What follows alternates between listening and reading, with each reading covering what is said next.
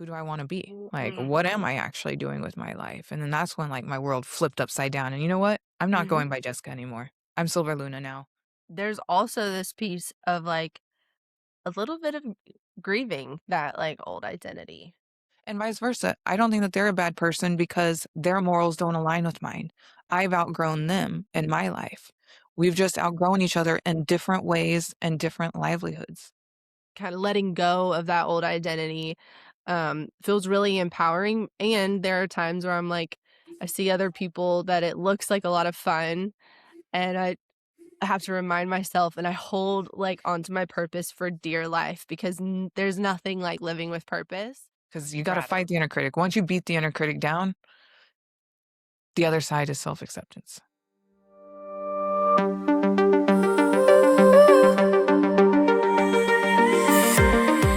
I am going goddess, going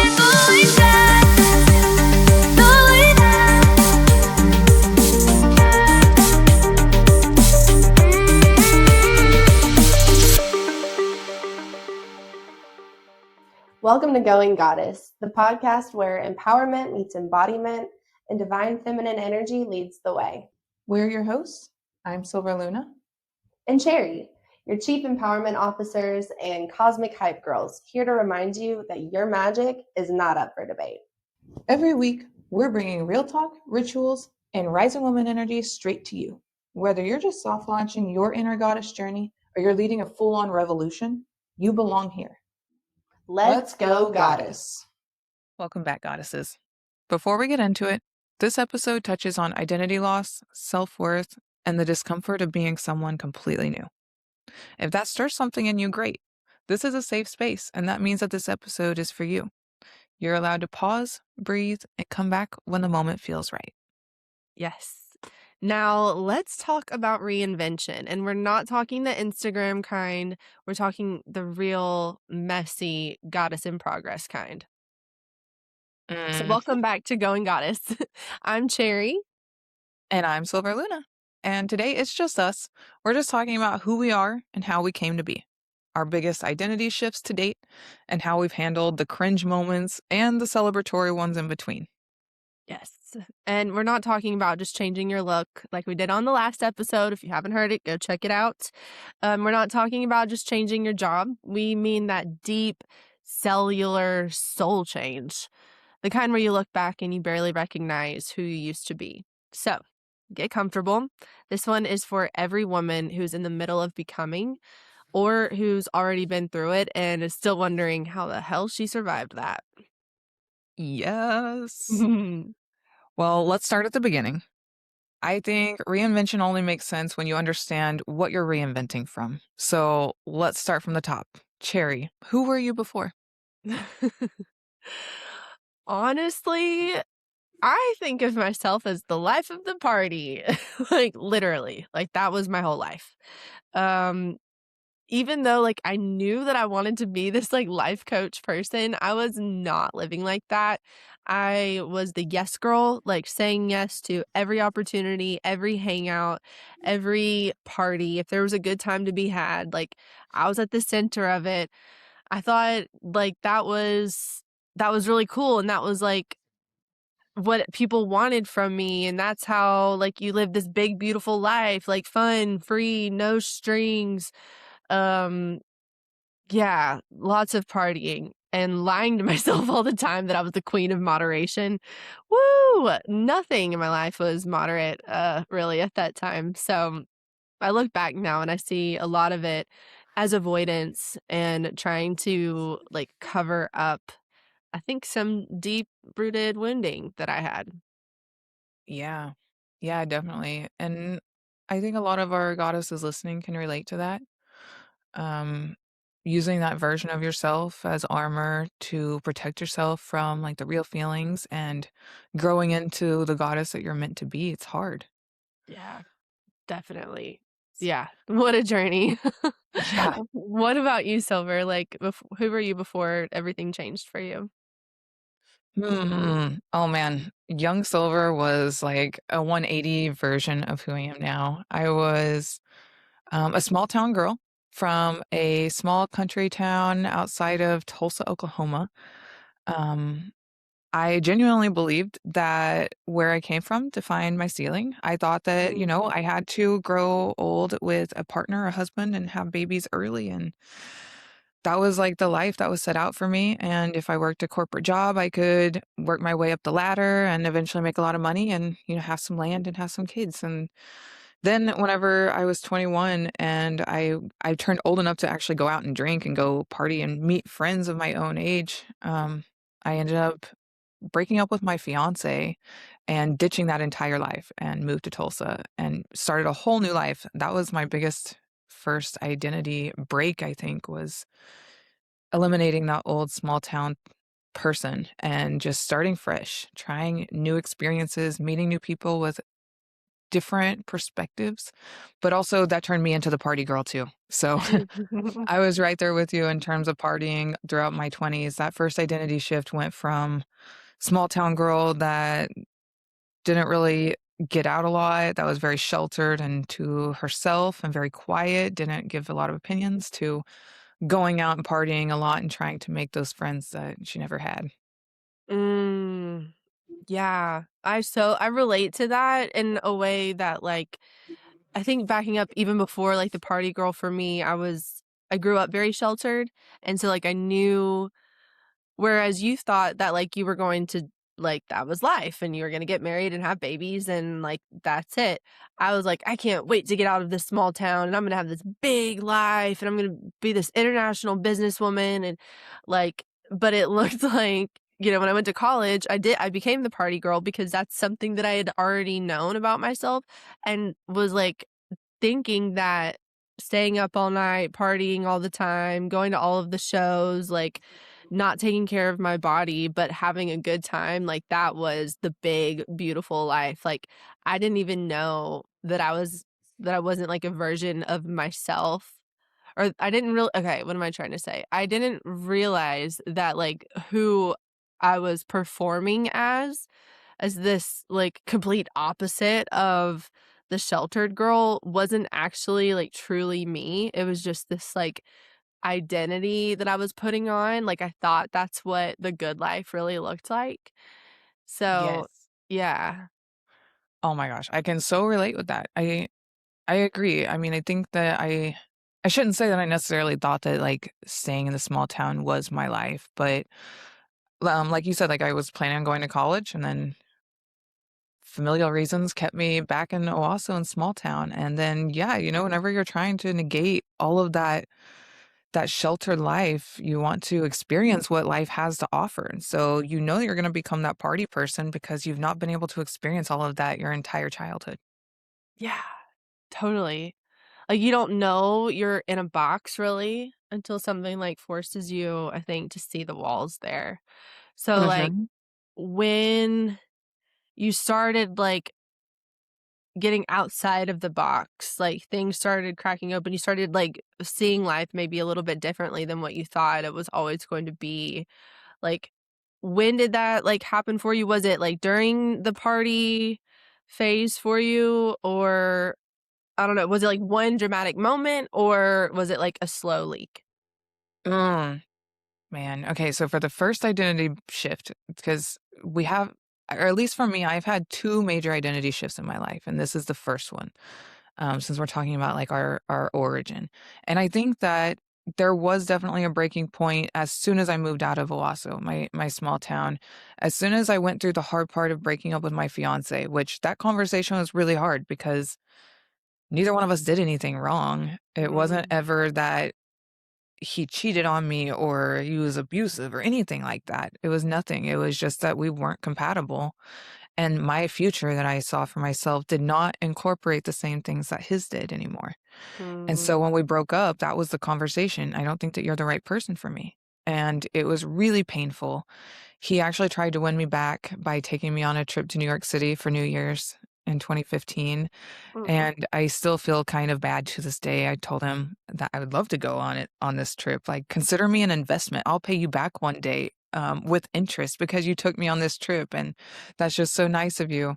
But it was all him trying to like win me back over. And that was one of those moments where I recognized that his life and his emotions were also going to be a byproduct of my growth.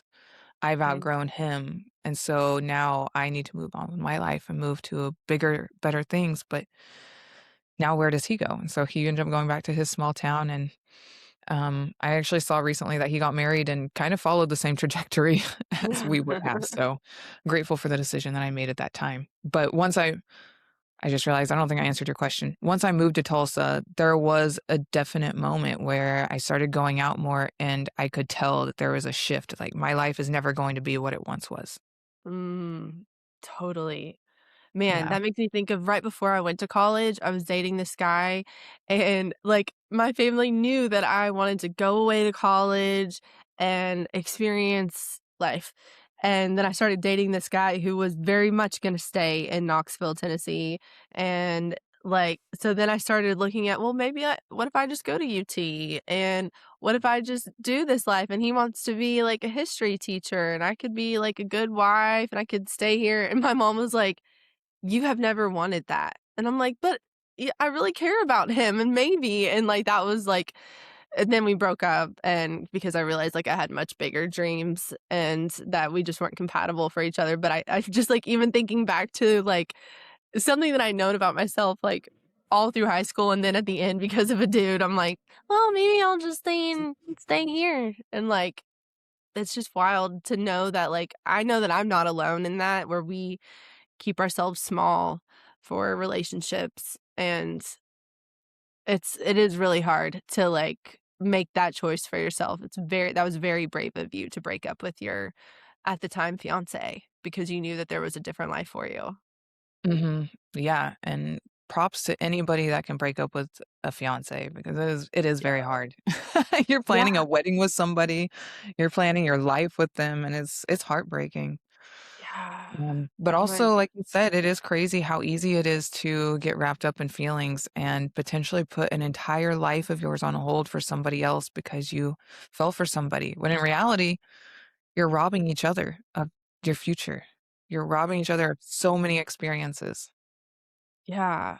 Oh my gosh. That leads me into, like, my next long-term relationship at the end of college where I had kind of created this identity for myself as, like, party girl, music promoter, like, down for anything, and I went through a really traumatic experience at the in my senior year of college, that maybe we'll talk about on another episode, but I, like, essentially trauma bonded with this guy, and he was so bad for me because he was also dealing with a really big tragedy in his life. So we just kind of latched onto each other, and I latched on even harder to this, like, party mentality, and we would just take tons of stimulants all day and all night and get a little bit of sleep and then crash out for, like, 3 weeks and then start it all over again, and it was just, like, this cycle, and then I thought, "Okay," so then we moved from Charleston to South Florida, and I thought that maybe something was gonna change, but in fact, it was just worse because there's other drugs that were so much more available there, like, it was easier to find cocaine than it was to find, like, cannabis, and so we got really caught up in that, and I just remember thinking, like, "This is not who I want to be, but this I can't get out of this cycle," like, so for me, it was kind of this, like, slow leak, like, over time where it's like, I'm still doing this, we are not good for each other, I'm trying to grow, and I see where the tree is, like, we're not growing the same, slash he I don't it wasn't, like, growing at all, and Yeah. yeah, and then something about the desert, man, I went to the, Phoenix, Arizona, and I had this just kinda download of, like, "Oh, there is more to life for me than living this hard and fast life," where, like, his family had a lot of money, we didn't have a lot of money, but his dad would bail us out of things all the time, and so we just spend it all on, like, drugs and partying. At the time, I'm still connecting with, like, mentors and coaches knowing that eventually I wanna help women, and my life could not have looked any farther, like, from where it was, but that time in the desert and having that download of like, hey, there is something else for you, gave me the courage to start making plans to like leave him. And so, yeah, that was and then eventually I packed up all of my things and I left him. And that was like terrifying and freeing at the same time. And I thought that was like my big break into like the next version of me. But I still had so much to learn during that transformation. Still very far from the person I am today. Yeah, man, that is I can relate because your story reminds me I mean, mine's obviously not the exact same, but it's kind of similar. After I broke up with the fiance, then I got together with my next long-term partner, and he was a weed dealer, and Oh, he also sold, acid sometimes, and so, like, we would get vials of acid, and we would just do hallucinogenics all the time. Like, we were just constantly, like, dropping acid, taking mushrooms. I never got into, like, powders at that point. I Mm, never even tried them. Thankfully, he wouldn't let me, um, because it's too addictive, but, yeah. um it is crazy to think about this. I thought it was my next big break in life as well. I was like, wow, this is, and then eventually it became unsustainable and we were just partying all the time. For me, though, the big vice was alcohol. I drank a lot of alcohol. And what eventually, I know you know that too, you know that feeling, but what Yes. eventually broke that relationship was that I got blackout drunk. And just like you, maybe this is another episode to talk about. I don't really want to get too far into that night, but I got blackout drunk and some things happened and I don't remember them. And I don't think that I was in agreement with them happening, but I can't say that and I can't prove it. And so after that happened, I called my mom the next day after I found out about it. Somebody told me about it. I woke up in my friend's bed with my pants buttoned and fine. No idea that anything happened until this guy messaged me and said, whatever. And then I called my mom and I was like, I can't believe that this happened. What do I do? She told me to lie to my boyfriend and pretend it never happened. And I was like, are you serious? And so I hung up the phone and I went inside and I told my boyfriend what happened. Yeah.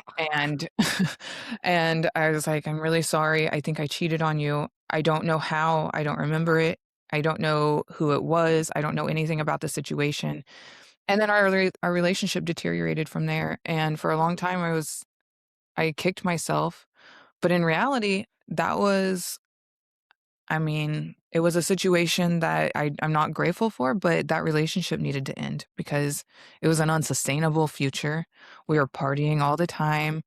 I was blackout drunk all the time. He was enabling me. I was enabling him. And like you said about the tree, there was no growth from his end. He worked in a deli, which no big deal. If people want to work in a deli, that's great. But for me, I wanted to expand my career. I wanted to branch off. I wanted to travel internationally.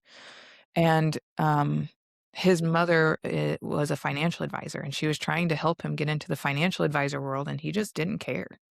He just Mm, wanted to work at the deli, and that was his life. Go home, smoke weed, come back and work at the deli the next day, and I was like, I can't do this anymore, like, my life is so boring," and then he began to resent me for what had happened, and I was like, "Alright, I never wanna be labeled somebody's girlfriend ever again."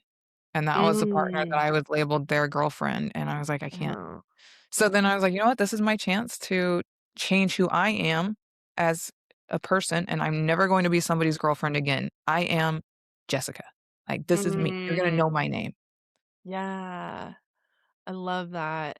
That's really powerful. And then like we get to talk about like the next transformation into Silver Yeah. Luna. But yeah, you when you called out the alcohol thing, I'm like, "Oh, and in the midst of this, like every day, because I didn't grow up drinking, like I wasn't a girl who partied in high school, so like when I went to college, I was like, "Oh, this is what everyone does." And turned 21 and I'm like, "This is what everyone does. They get drunk. People have drinks every day after work or whatever." And I didn't realize, I mean, like how much of a crutch it was for me to cope with like this life I had created for myself that was so far from who I knew I was deep down. And so I just numbed out as many different ways as I could, totally. Mm. And that kind of leads me to like my next transformation really into the woman that I am today. Um, because even though I left that guy in South Florida, I moved to Knoxville and reconnected with my now husband, we didn't stop partying. We partied like so hard, even though we were like going to church, which I'm like, so funny that like, because I knew that it was a big deal that I had moved, and like this is like me choosing me, and this guy like sees me, and he loves my family, and he loves me for who I am, but I wasn't willing to give up this identity that I had created for myself.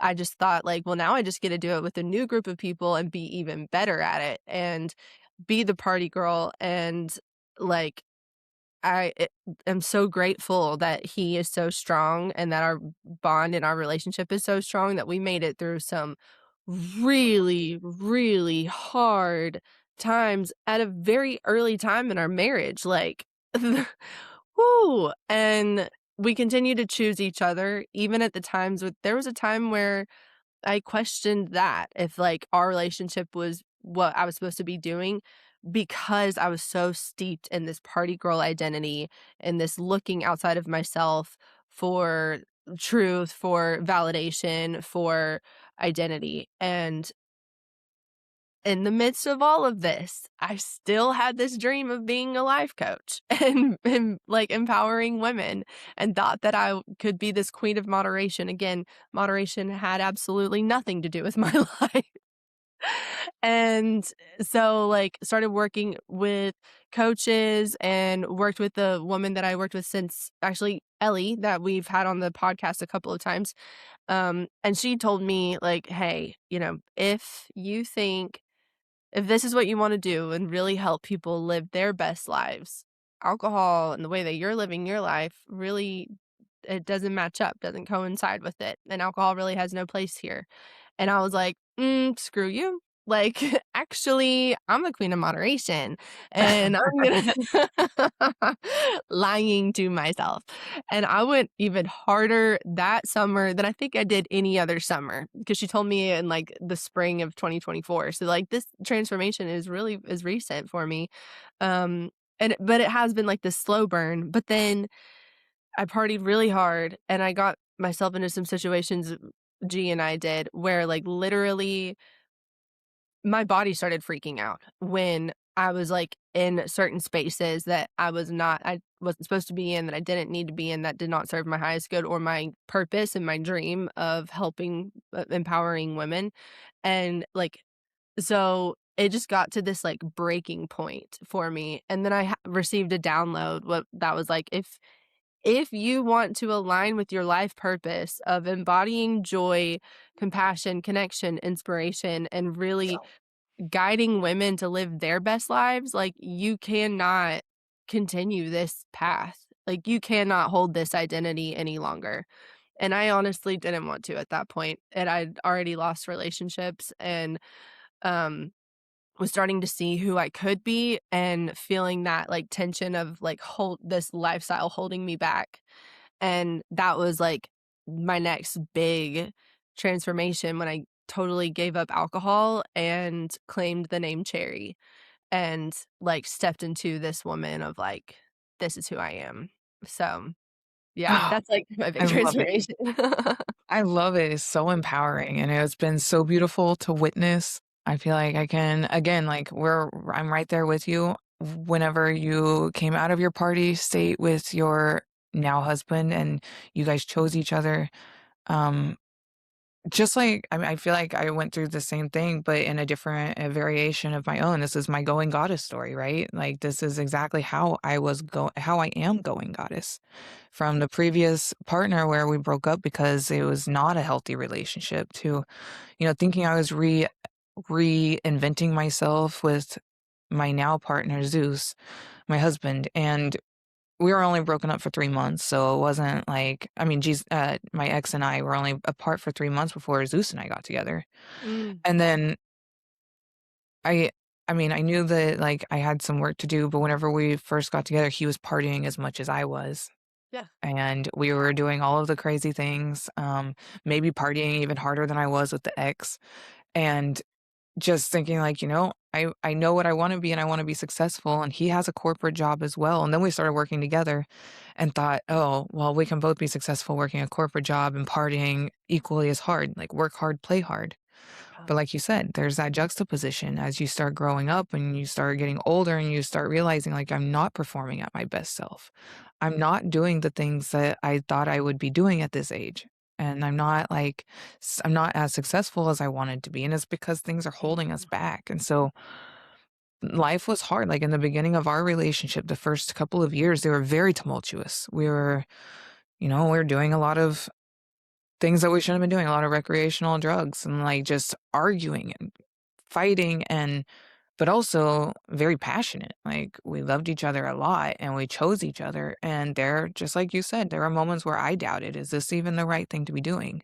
Like, are we even the right people for each other? Or are we just so different that we just kind of have to make it work? And is it the right move? And then once we both cut out the alcohol, once he cut out the alcohol, that helped with clearing up a lot of my questions as to our relationship and whether it's worth continuing. And then I continue to party and drink alcohol up until last year. I just cut out the alcohol in July, almost 1 year.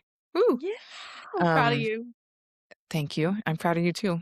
But that changed everything too. That was like the real glow up is whenever you cut out that factor that eliminates your inhibitions and keeps you from making good judgment. Yeah. Um, so and I think that the shift to Silver Luna was in that space. Along with my relationship with my current partner, it was me growing from the previous person, which was a partier, and wanting to grow into my own self. It transformed into during my Saturn return, who do I want to be? Like, what am I actually doing with my life? And then that's when like my world flipped upside down. And you know what? I'm not Mhm. going by Jessica anymore. I'm Silver Luna now. Everybody can call me Silver Luna.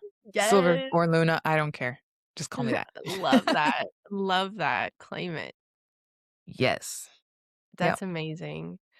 Um, yeah, man, we have done the work, sis. Like seriously, and it's worth it. I mean, it's hard work, this It is. identity work and these choosing new patterns.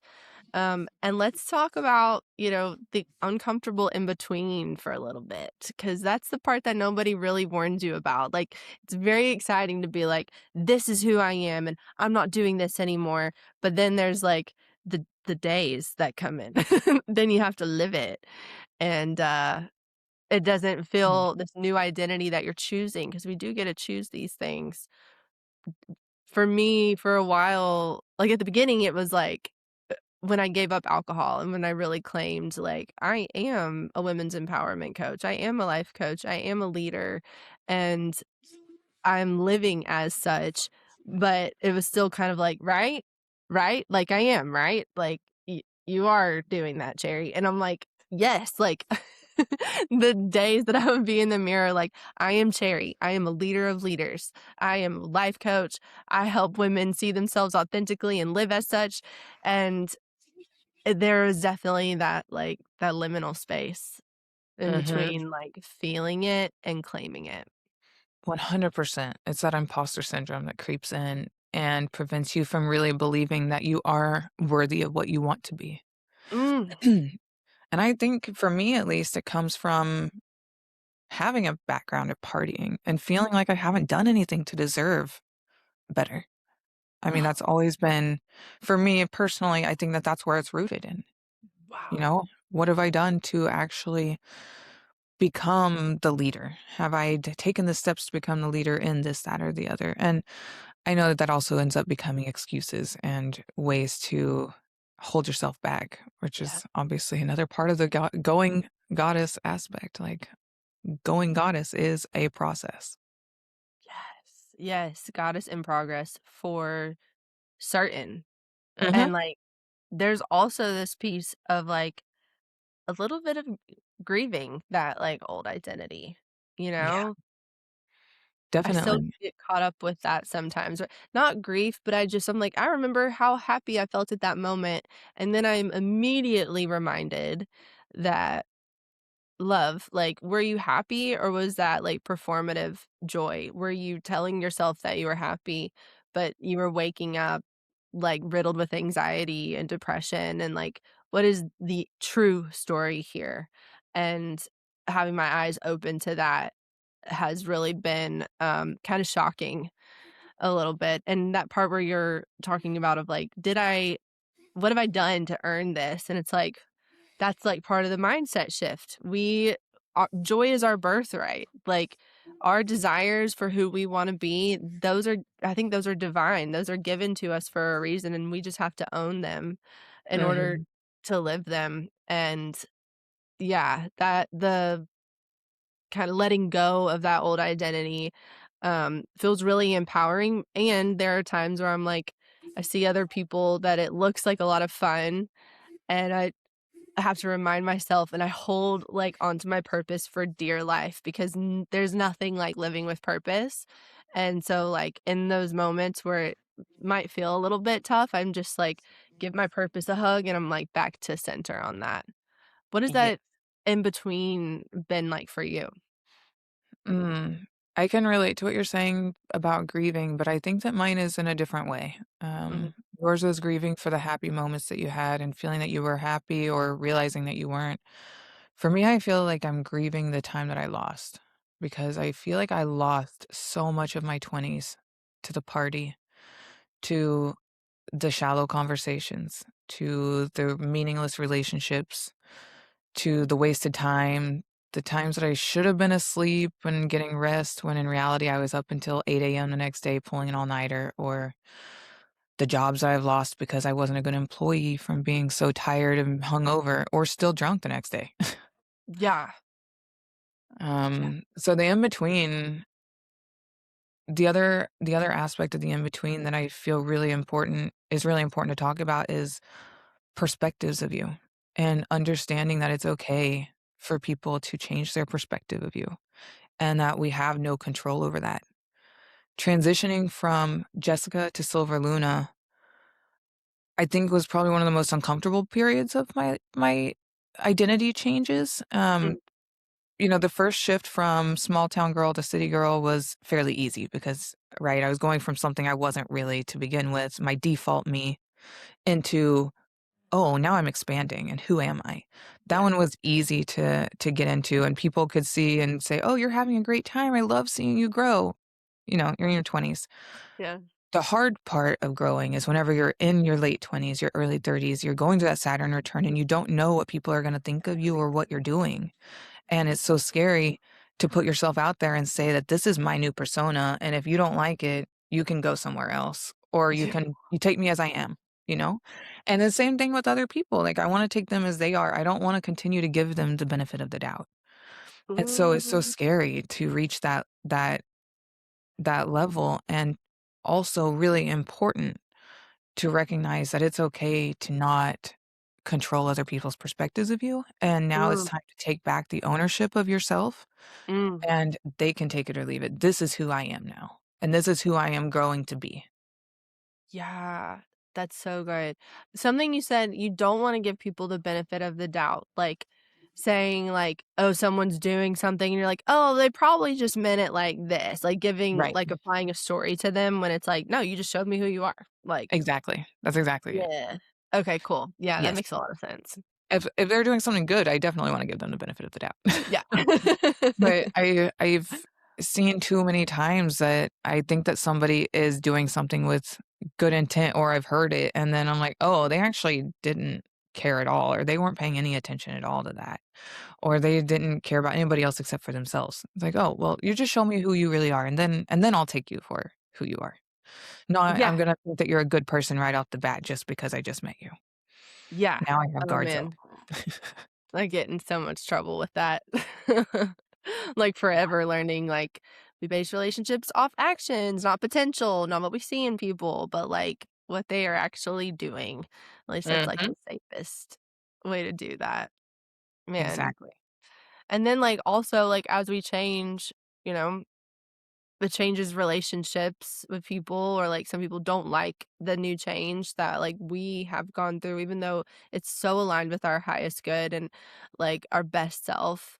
There's that like the people that yeah, just say like you've changed like as an accusation as if me changing has anything to do with them, which is As if just it's a so bad thing. yeah. Whenever somebody tells me that they haven't changed since high school, red flag. I Yeah. haven't changed in years.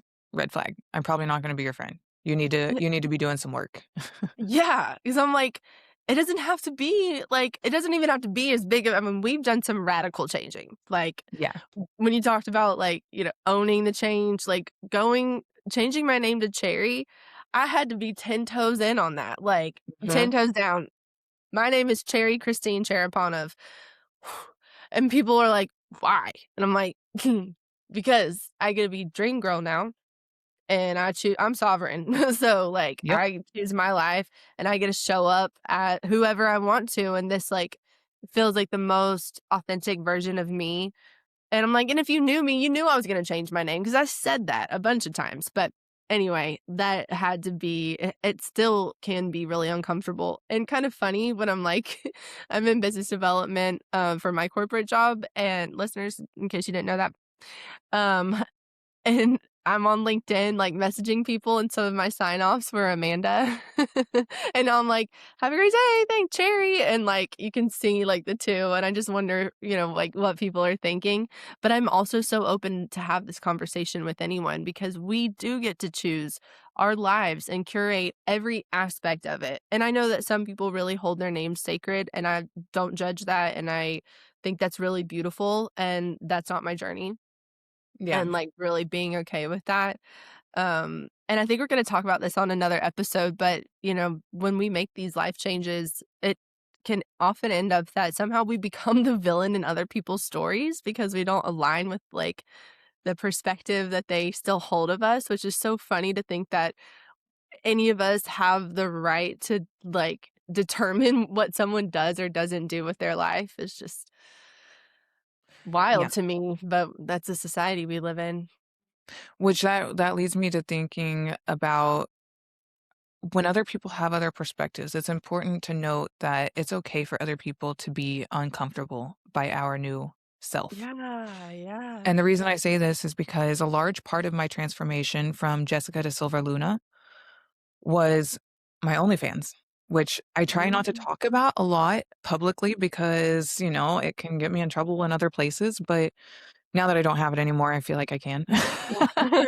um, I I was really offended for a long time, like the first like probably year or so, I would be really offended and feelings hurt whenever people would unfriend me or whenever I would find out that somebody no longer wants to talk to me. And it it dawned on me that although I'm growing into my most authentic self and I now have started an OnlyFans, which is showing like it's making me grow in my own self-worth. I'm taking pictures of myself, I'm feeling more confident, I'm feeling better about my body, and I want to share those photos with other people. It makes other people uncomfortable sometimes because it can go against their morals. It might not even Mm, necessarily be that I'm growing into my best self and that makes them insecure or something. It could be that what I'm doing is no longer aligned with them as a person and we've outgrown each other. So that mm. also doesn't make me or them bad for outgrowing the other person, which is really important to note. I Yeah. might have outgrown them because I have now grown a sense of self-worth and I can post pictures of myself on the internet and not feel any kind of shame about it. But to them, it could be morally ambiguous and they could think that that's not something that they can align themselves with morally. That doesn't mean that I'm a bad person. To them, Yeah. I shouldn't be a bad person in their eyes because they've outgrown me. And vice versa. I don't think that they're a bad person because their morals don't align with mine. I've outgrown them in my life. We've just outgrown each other in different ways and different livelihoods, Mm, different growth mm. paths. That is such a good point that, like, when we change, like, it's just in the way that, like, it's not fair to judge other people. It's not fair to expect that other people are just going to accept it and they're just gonna love it. And I read something that was I mean, I'm like, I feel like we should all accept each other for who we are, but, not everyone's going to do that, and it's not my job to ensure that everyone does. It's also not my job to make myself more palatable so that everyone does. But I Right. read something yesterday that was like, true peace is achieved when you don't need to be understood, liked, or even known. And I was like, whoa, that is actually true. Cause then you're just you as you, whether or not you belong doesn't matter. And that feels really empowering. And edgy, like a little scary because it's like, what do you mean? Like, aren't we wired for a connection? Like, how am I going to connect with someone? It's like, no, I want to connect with the people who don't need to belong either. I like Mhm. people who are just so themselves and are at peace with who they are and don't need my validation or anyone else's around them. They just move differently in the world and I resonate with them and like I'm like that is who I want to talk to. Like the person standing by themselves that you can just tell doesn't care if they're standing by themselves or not. That's hot. Yeah. Um and then I had a friend one time tell me, he was like, if we only hung out with the people that we agreed with every single thing they said and everything that they did and everything they believed, like, we wouldn't have a whole lot of people to hang out with. So, how can you like open your perspective a little bit more and spend time even with people that you might not view things the same way? Now, there's a line there, but I was like, that's a great point. And like, who am I to assume or expect everyone view everything the same way that I do? Especially when I'm making like all these big life changes for myself, you know? Right. Yeah, whenever the people that would have found you a year ago are a completely different set of people than the people that are finding you now because you've radically changed your life so much. Yeah. Yeah, Yeah. totally. Yeah. I And love if that. you also surround yourself by yes men, then you're surrounded by enablers and then there's no growth. There's no change. Right back to the I haven't changed in years. Yeah. Oh my Like, wait gosh. a second.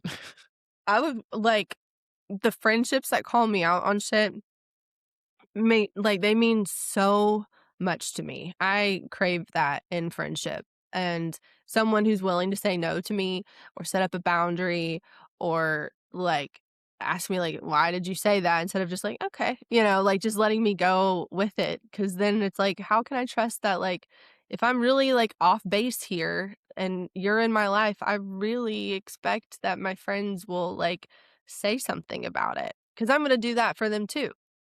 Yes. Yeah. I mean, if you're Yeah. looking out for the best interest of somebody you want, think they should say something whenever it's maybe not something that they want to hear. Yeah. And even like when it gets kind of sticky, like you and I have been through stuff and we haven't even landed on the same page at the end, but our connection means more to both of us, our friendship and our ability to hold different perspectives and still connect and like have a shared mission. That is so, so valuable. I think that's what I want my life to be full of. Like that's so rich to me. Same. Because then I still think about, like, your different perspective, and then it expands my perspective, and then I come back and I'm like, "Oh, shit. I Yeah. think I do agree with Silver on that." Actually. Yeah. Yeah. Yeah. But maybe we can talk about, like, our inner critic that we experience during reinvention. Because, one of the most underrated parts of reinvention is sometimes that war that happens within your own head. And we talked about that a little bit, but that inner critic can be really real. Yeah. Yeah. The inner critic, which I mean, I think it goes beyond imposter syndrome. It's the person that tells you that you're not good enough, that you're not Mm. as powerful or skilled as the others. I feel like imposter syndrome is so similar to an inner critic because it's telling you that you're not what that person is, but the inner critic is telling you that you're not good enough and that you're not capable, you're not producing at the level that you think that you're qualified to be producing at. And it's definitely real. I think that that's where you push through with cringe. Yes. Yes. I love that. Yeah. Yeah, What it do was you like think? something that you said with, like where you were like, "What did I do to deserve this transformation? Like, what did I do to, like, earn this change or this leadership role or, like, viewing myself with these higher standards?" And, like, that bitchy inner critic is so wrong. It's such a lie, but it's something that I know that we all go through. Yeah, definitely. And I feel like our Saturn return really takes you through that like soul searching moment of what do I want to be? Where am I going with my life? Whether Mm. you like it or not. you're gonna you're gonna fight with that inner critic and you're gonna say, this is what I want to be. Like this is what I'm gonna do. And then that's how you become at peace with yourself and with others not caring about like their opinion of you. You're like, "Okay, this is who I am." Self-acceptance, because you gotta fight Radical. the inner critic. Once you beat the inner critic down, the other side is self-acceptance. Yeah, totally. And I'm like, I will love you until you love yourself. Like, yeah, because that inner critic can be really, really loud. But yeah, you mentioned Saturn return, and I know that that was like a really big moment for you. Was there like more that you wanted to share on that as far as like your transformation goes? Well, yeah, so my Saturn return was really big for my transformation because it was the period going from my old identity of Jessica, shaving away the expectations of the normal vanilla girl that I was. The standard, I would say basic in my opinion. I was very basic at that time to the Silver Luna persona, who I am now, my current identity. And my Saturn return showed me like I mentioned before in previous episodes, my awakening came at Burning Man, and in that process I was seeing all of these new environments around me, all of these new personas. People that I had never even imagined in my wildest dreams were, like, all around me, the different creatives, the people that brought the party, that brought the business, that brought the stage, that brought the music, that brought the toys, the fire, just all of these things that, like, I thought that I had already seen it all, and, like, I knew what I wanted, which was to be very creative and to find a way to, like, transition me from corporate Jessica to creative Jessica, and how can I, like, shift that? And it turned into my stage name, Silver Luna, with my OnlyFans. But then as I went through the OnlyFans, the inner critic comes in because now you're taking pictures of yourself constantly. You have to Yeah. post every single day. If you don't have enough subs, and you don't make any money, and whenever you don't make any money, it feels like you're not as good as the other girls. And Mm. so then you have to start really working on yourself, and that's where, like, I had to learn I care about me, not because of how I look in the pictures, not because of how many subs I have, not because of how many followers I have or the people that will finally listen to me. Because in the past, I had talked about something that had happened to me, and I was completely blown off by all of, like, everybody in my life because I didn't have a voice. My voice was Mm. I was somebody's girlfriend, and everybody would Mm. hear my story and be like, "Oh, that sucks." And so then as I, like, transitioned and I got together with Zeus and learned to use my own voice, and I am Jessica, I speak with conviction or whatever, and then I went to Burning Man and nobody listened to me anymore. I was like, "Okay, I'm still not doing the thing." I really have to understand why people aren't hearing me, and it's because I wasn't hearing me. Ooh. So my inner critic was telling me that I wasn't this person, and I wasn't believing that I was that person until I finally accepted, like, "Oh, this is who I am." It's okay. And it's okay to be different than who you were before. Even if it's like the exact opposite of who you were, that's okay. Other people aren't familiar with it. You might not be familiar with it. You'll get there. If it's what makes you Mm. happy, you'll be familiar eventually. Oh my gosh, that is so good. That's so true. Like reminding ourselves that we are safe to choose something new. And just because it's new and it feels uncomfortable doesn't mean that it's wrong or that it's bad.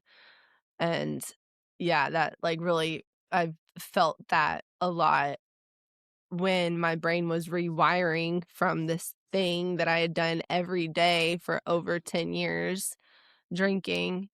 And there were times that first month I was like, "Oh, so easy. Wow, this is great." Like I have my high O's and my functional bevs and my recess and all these things.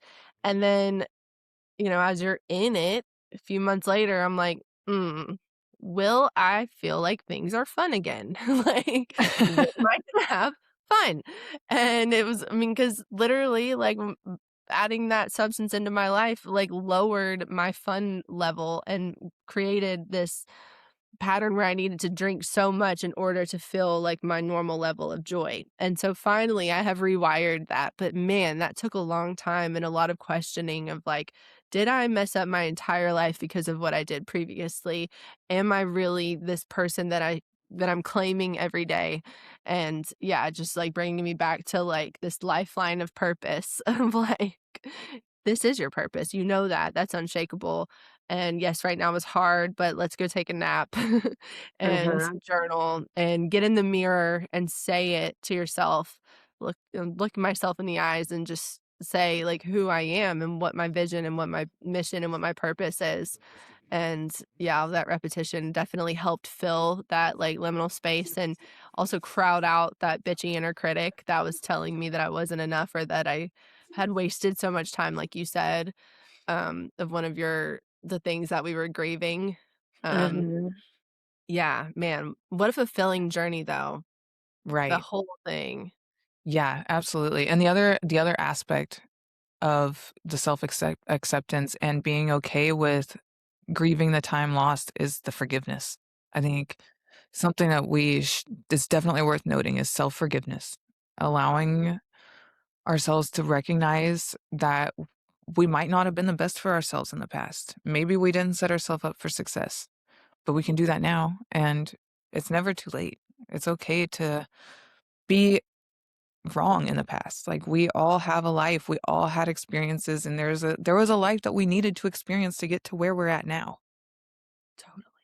Ugh, yes, that is so true. I'm so glad that you brought that up because I think that is one of the things that all of us could have more of is forgiveness for ourselves and the choices that we made. And on that journey, as I have been forgiving myself and thinking about, like, man, if I hadn't made those choices, then who would I be today? Like, how much farther along on my purpose and my dream would I be? But then I also think about all of the moments, the lessons that I needed to learn to be the woman that can share the lived experience that I can now. And also, there were moments along the way where someone desperately needed me in that moment. And it Yeah. might have been at a party, and we might have both been like real fucked up on something or not. There were times that it wasn't, but I wouldn't change any part of my life because if that took those moments away, I don't know who I would be or that person would be today. And I mean, that's a lot of like responsibility I'm putting on myself, but also I know that I was needed in that moment. And so that alone is so fulfilling. Um, so like listeners, if you're at a place where you're like looking back and you're like, damn, I wasted so much time, can you find that one moment that like changed your life or someone else's life for the better and hold on to that and know that like if your life looked different, you wouldn't have been there for them in that moment and how would that have changed things? That's a good one for Yes. me to hold on to. And that's a good moment to sit and reflect and be grateful for the moments that it's brought you. I like to Yeah. do that sometimes whenever I feel like I've wasted a certain amount of time or a moment in my life, and I'll think back and just feel like regretful for why did I do that? That was so much time wasted. And then I'll think about the situation, like the outcome of it, and how I'm so grateful that I ended up with X, Y, or Z. Because if I wouldn't have wasted that time, I wouldn't have ended up with this wonderful thing in the end. I And I mean, just mean, like like, our relationship. I yeah, mean, I you and was I about were to say that. anybody that knew us before in Oklahoma and how we met, we've come a long way. I mean, there's probably a reason why some people don't listen to us. They're like, "Oh, those girls are not goddesses." Well, guess what? We're here to prove to you that you can, and we did change who we are actively. You can Yes. go on your goddess journey at any point in your life. Yes, yes, it is never, ever too late. Yeah, that was what I was gonna say too, like, wait, us, like, this is such a perfect example, our relationship, like, you lived in Tulsa, like, if we weren't partying together, how would we have met? I don't know, I mean, I believe that we were supposed to meet and maybe it would have been inevitable, but, like, yeah, I'm so grateful for that. I wouldn't change a damn thing. And our lived experience is rich. It is full. Like, I'm so grateful that I was a yes girl because I have a lot of lived experience to help someone maybe set up some better boundaries than I had, or even a boundary since I had damn near none, you know? Yeah, So, same. Agreed. All the stories that we have now, we could fill a book. yes, Easily. seriously. Yes. I mean, And, you know, another part of it, listeners, is if you do make the decision to kind of go back to the way that you were, again, you can at any second choose something new for yourself. And there's no judgment because some of these identities that we've held and for ourselves have been there to protect us in certain ways. Like mhm, Silver said at the beginning, this armor that we put on to for this self-validation or for validation because I didn't know how to give it to myself. And I'm grateful that I haven't made choices that like align with an old identity, but there have been times that I've been really close. And so it's worth knowing that you are still safe to choose something new for yourself and it Yes. doesn't make you a bad person. Mm-mm. Nope. It makes you a human learning and growing and Yes. changing as you go, just like Yeah. us. It's like all of Yes. us. Yes. And nobody really knows what they're doing. Like, that's the other trick to, or the secret, I think, to like life in general. Nobody really knows what they're doing. Everybody acts like they do. So if they act like they do, just remember that you know better about yourself and you Yes. are a safe space for yourself. Yes. Yes. Yeah. There might be a couple of people who are just like a couple of steps down the path and they can like guide the way or give you some of their like lessons or whatever to help guide you. But just like Silver said, like at the end of the day, you know yourself best and your body, I think, really knows what's best for you. And the more that we can shut out that inner critic and tune into the intuition, like Mm. the more guidance and connection you'll feel on your journey. 100%. I think we both forgot to hit on intuition throughout this whole episode, but you're Yeah. right. Intuition is so huge in following your path and reinventing yourself and finding your identity. Don't listen to other people and what they have to say. The external factors. Okay, last comment. I know we have to wrap soon, but I was listening to the YouTube video from Melanie Martinez. I've already talked about it on this episode once before. But they were asking her, like, why do you think that people find your first album to be their favorite? And she said, it's because there's no external factors. For every artist that you say that you like their first album better than any other album, it's because that was their original work before any external factors came into play. And other people started saying they like this better, they like that better. You need to change it here, change it there, make it more poppy, make it more salesy, make it more you. It's because that first album is always what the artist originally had.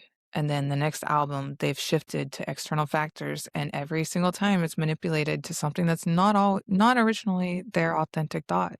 I mean, it is. It's still their work, obviously, but Yeah. that's why I mean, and it makes sense because I think back to Melanie's first album, Crybaby, and how unique and how Mm, creative it was compared to every subsequent album. And that's just like I think every identity of yourself is going to change significantly, and that's okay. And it's okay to let go of that old identity and move on. Let yeah. go of those external critics and those external factors because it's your inner critic that's going to gauge your next identity. Yeah. Or your intuition. Yeah, Because your intuition. we're learning these we're learning about ourselves and we get a draw from our life like lived experience. There are versions of myself I obviously haven't met yet, but I know that the path that I'm on leads me to better versions of myself and I'm very excited about that. Yeah, like Yes. it's so exciting and like who am I today? And like meeting myself there and knowing that like I'm building this foundation that is just steeped in joy, compassion, connection, inspiration, whimsy, love, abundance. Like those are the pillars of my life and that's the frequency that I exude and the frequency I call in and so like I really don't hear that inner critic so much anymore. And if it does pop up, it's like, okay, is this something for me to reflect on or we just like need a snack? Like Mhm. um and it You're can be both. right. You're right. Intuition is definitely the right word. Your intuition is what's going to guide your next identity. Yeah, Yeah. If you're connected to it because I think it can be either or. that's true. I guess it depends on how connected you are. Because if you Yeah. are disconnected or you don't care, you're just wanting to do the superficial work, Yeah. you're gonna catch your inner critic. 'Cause you haven't Mhm. done the full work, the full healing. That's when you get the intuition. Mhm. Mhm. Yeah. Yeah, you're right. Because It's like levels. exactly. And like what are you feeding and that whole thing of like what there are 2 wolves inside, like, which one are you feeding? And it's like, same for this. You have your inner critic or you have your intuition, and the inner critic is like, "Well, you need to do more so that people like you more." And that's the people pleasing and the overthinking and the overachieving and the overambition and over. And intuition says, hey, rest here. We've got like what's meant for you can't miss you. And how can you be okay right now? And yeah, all of that. Yeah. I think Yes. it's, yeah, it's So either good. or. Yeah. The yin and the yang. Yeah. It's always a Yeah. yin and a yang. True. True that. Okay. So we're coming on time. So let's ask each other this before we go. Silver, what brings you the most joy in this version of your life? Being seen. Ooh. Something I've really had a hard time with in my entire life is wanting a thing and saying I want the thing and being seen and doing the thing. So I'm really enjoying saying that I want to do something, putting myself out there, and others biting, others saying that they want to do the thing too. They want to do it with me, or that they've been waiting for me to come to them, or whatever it is. Because once you're seen, everything feels so much more magnified. You're like, "Oh my gosh, I can't believe that this is happening." And your self-worth is just like it explodes. You're like, "Oh my gosh, this is amazing. People are coming to me and I'm capable of this. And what am I capable of next?" Mm. So being seen, I think, is definitely my number one right now. What about you, Jerry? I love that so much, by the way. That's so huge and such a big thing for so many women to work through and are still working through. And so I just celebrate you for that. Thank you. And I love seeing you too, you know? So we all love seeing you as well. Gorgeous goddess. Let's see, what brings me the most joy in this version of my life? I think knowing that experiencing others experiencing my frequency because I've done a lot of work to lead with joy and compassion, connect with others, and I hope I inspire them. And getting to experience people, women especially, like owning their power and then telling me like, "Hey, you created some space so that I could show up more fully in my life," or you inspired me to like be more authentic or to let myself be seen or to go for it with my spiritual gifts. Like anytime I'm an inspiration to someone, like it really feels like I've had these leadership qualities my whole life, but now I'm really living as that leader without like I'm not managing anyone. I'm not like whatever, but it's just I'm leading my life and by doing so setting an example for other women and getting to hear that is like it's just mind blowing. Like it'll bring me to tears so fast. Like to receive a message from someone like she's dancing or she like put on lipstick or she started a podcast or like whatever it is because I was so authentic as myself that she felt like she could do that too. It's just like the Yes. best. Oh my gosh, I love seeing it whenever that happens with you too. Like whenever the Queen Herbie Queendom, whenever you were recognized and for being an inspiration and making Yeah, your YouTube videos, like that was so beautiful. that's been And really it's fun. true. It's like a light. You can see a light over your face whenever you know that you've inspired someone. And I think that's what's going to make you an amazing life coach. Thank you so Yeah. much. Oh, Yeah. that feels so good to receive. That's exactly why we do this, you know? Like, I'm so proud of us. Me too. And Yeah. also lucky listeners, they get a wonderful life coach to listen to without any kind of strings attached or anything. They just get to Yeah. hear advice and lived stories from somebody that's gone through some really hard times, but also some really beautiful growth moments. Yeah. Oh, beautiful. That's So well inspiring in and said. of itself. Thank you, my love. Oh, Mhm. yes, we're doing it. We're doing it. So, Yes. yeah, that's so awesome. Thank And you. I do want to plug one last thing before we wrap. In Jacksonville next month, June 15th, we are going to be hosting our second annual Goddess Meetup. I say annual because we've only been able to fit one in each year. Yeah. But of course, there could be more later. But Yeah. we do have our next Going Goddess Meetup, which is going to be at Atlantic Beach in Jacksonville. It'll be June 15th at 6 p.m. Look for the pink tent out on the beach. Can't miss us. There's going to be lots of amazing goddesses. We're going to do a whimsy workshop, which we will be making seashell wind catchers. I always mess up those words every time I try to say it. I can type it, I can't say it for some reason. Seashell You wind just did. catchers. Yeah, look Yeah, at you go. yeah, yeah, you gotta think about it a little. So good. But anyways, we're gonna go pick up seashells for the first few minutes of the meetup of the workshop, and then we'll go once we collect our seashells, we'll make some wind catchers, and then in collaboration with my friend Took and Susan here from the Jax Creators. Took is a sound bath sound healer, so she'll be giving us a sound bath to close out the evening. And then Susan is with All Things Susan. She is also a human design specialist, and she does oracle readings, or astro readings, so she will be there as well. And then, yeah, we'll just enjoy maybe some fire spinning if we can get away with it. That'd be so fun. Yes. Yes. And wear something whimsical. Yes, wear something whimsical. This is a whimsy workshop, so wear something that you would never wear anywhere else because there's no judgment here. Yeah, absolutely not. And we'll be on the beach. So it's like, yeah, beachy, whimsical, like wear your hottest bikini if you want, like, Yep. whatever you You can want. bring a toy. Bring a toy. There's a bunch of people that flow, so we'll have some flow toys. We'll have some toys you can play with if you want to learn. It's just going to be a night for the girls to enjoy on the beach. I'm so Hoping excited. that new moon, get some rituals going, maybe get some new moon water. Yeah. Oh, yeah. Love that. Yes. Perfect. Well, goddesses, thank you so much for being with us today. We love you so much, and we're here for you every step of your transformation and your goddess in progress journey. Yes, we are here to support you, and we love you.